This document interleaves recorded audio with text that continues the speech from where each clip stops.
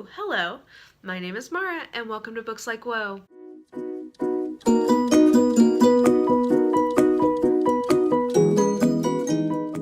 I need to apologize straight away because this video, and I think the video that's going up Saturday, I'm filming on a day where I am not well.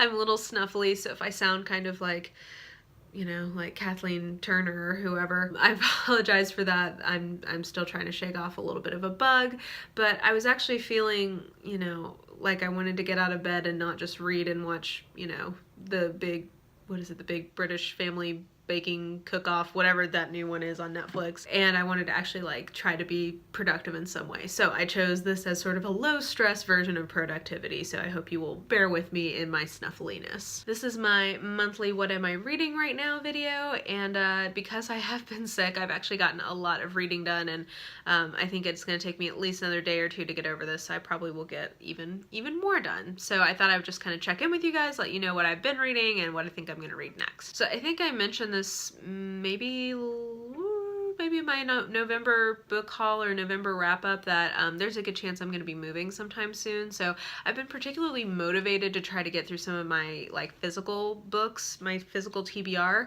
and actually to make some pretty major changes to just my general collection. You guys will see a book unhaul from me probably next week, and yeah, it is brutal because I have made some pretty big decisions on how I'm going to be handling that. But anyway, to that end, I've been trying to get through some physical books, and I have been doing a pretty good job of that. Now, I will start by saying that the best thing that I've read so far this month was not a physical book, it was an ebook. I mentioned to you guys in my holiday romance recommendations that one of the holiday romances I wanted to read this year was Her Christmas Earl by Anna Campbell, because I've really enjoyed her other novellas, her other Christmas novellas, and it was another delight. She writes the kind of Christmas novellas that I really enjoy, at least in the historical genre, and it was super cute, it was fun, it was sort of a marriage of convenience type story, and I think it was an appropriate novella length story, so I always appreciate it when authors recognize when they need to make something a novella and not an entire book. Because she did that, it just turned out like just really fun, something I would definitely recommend. I think I gave that a 5 out of 7 on my scale, which would be a 4-star out of 5 on Goodreads. Now for some of the 3 out of 5-star reads that I had, that would be a 4 out of 7 unicorns on my scale. The first was the one I liked the best of these 3, is Where the Wild Things Bite by Molly Harper. You saw this in my November haul. I got this from the used bookstore, and it was really, you know, I really like this particular world that she has going. She started it with the, what's her name? Jane Jameson series, which was the Nice Girls Don't Have Fangs, all of those books. I actually didn't love those books that much. I read the first one and did not quite connect with it, but I did like the Half Moon Hollow kind of world she built. So when she had a kind of spin-off series set in that world, I thought, oh, this is perfect. I liked that world. And I've found those to be much better than the Jane Jameson ones, because I think some of it's just the author has developed, and instead of following one person through the whole series, it follows like a series of people. Like every book has a different set of main characters. So I think that's just working better. And while this is not like the best thing I've read, like this was a completely enjoyable little romp. I enjoy this trope, which is people getting stranded in the wild together and having to like flee bad guys to get away. There's more of those than you might think. And yeah, this was a very enjoyable, perfect sick day read. The next one I think is a very well-written book and a perfectly good book. It's just not quite what I was wanting it to be, which kept it from being better rated for me. So again, 3 out of 5 stars, not bad, but Emma in the Night by Wendy Walker is much less of a mystery or a thriller than I was really wanting it to be. It's, again, well written and enjoyable. It's not the book, it's me. It's just my preferences. It just totally never quite connected with me, and I kind of figured out where it was probably going and didn't love that. Like, it's not a set of tropes that I enjoy. If you've seen my Know Your Tropes video mystery edition, I think this suffered essentially from being a little more intense than I tend to like this kind of book to be, and I'm still kind of really learning that about myself. I think I want to like these books more than I actually do, but I completely have no problem telling you, if you read the description of this and you're okay with sort of like a more intense kind of story of suspense, then you probably would like this. And nothing against it. It just wasn't like a favorite read of mine. I probably won't remember anything about this in a month. And then another case of it's not really the book, it's me, is The Girl's Guide to Manhunting by Jessica Clare. Jessica Clare is one of my favorite writers of contemporary romance. I really, really enjoy her work. This is just a set of tropes that are not my favorite. It's a kind of like second chance romance book, and it's a kind of like semi-revenge type book. So while it has all of her usual hallmarks of kind of like humor and good writing and sort of lightness in a contemporary, which I like, this is just not a set of tropes that are my favorite, and therefore this book was never going to be my favorite. But that being said, I'm glad I got to read it because I really like this author, and yeah, another 3 out of 5 star for me. The most disappointing book I read so far this month is A is for Arsenic, The Poisons of Agatha Christie by Kathryn Harkup. This book is exactly what it says on the tin, and I think that again, maybe the fault here is mine.